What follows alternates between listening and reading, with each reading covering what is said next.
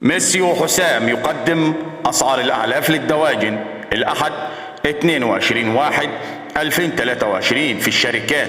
انخفاض أسعار الأعلاف، بس الأعلاف غالية نار. السلام عليكم ورحمة الله وبركاته.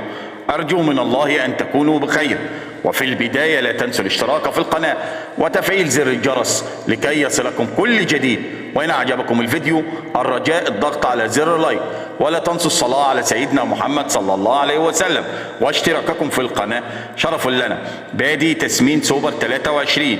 أما بالنسبة للأسعار في الشركات فهي كالتالي: مؤسسة العامر 21,200 انخفاض 500 جنيه. شركة الصحابة 21,000 انخفاض 500 جنيه. الممتاز للتصنيع 22,000 جنيه للطن. الوداد 20,500 انخفاض 600 جنيه. دلتا مصر جروب 22,000 جنيه للطن. النهار جروب سجل سعر الطن 21,700. النخبة سعر الطن 20,700 جنيه.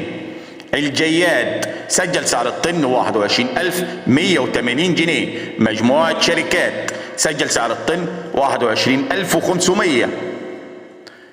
الأندلس سجل سعر الطن 21,600.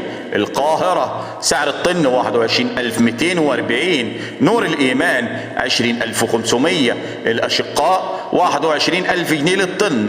نسكو إيجيب سجل سعر الطن 22,000 جنيه. هيثم الصعيدي 20,900. الشروق 21,500. مكة هايفيد سجل سعر الطن 21,400. فاينفوس انترناشونال 21,900. إيجيب فيت سعر الطن 21,500. الفريد سجل سعر الطن 21,000 جنيه. الفتح سجل سعر الطن 21,000 جنيه. نهيب إيجيب 22,200 انخفاض 300 جنيه. مصر الفيوم 22,000 جنيه انخفاض 500 جنيه.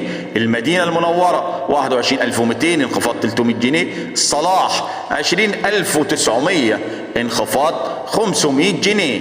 النوبرية 22,000 جنيه انخفاض 400 جنيه.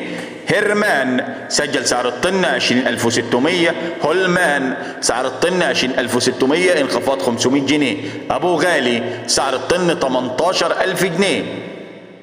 السفير للأعلاف 20,400. زهور القاهرة 20,850. العبور 21,500 انخفاض 500 جنيه. المصرية الهولندية سعر الطن 21,500.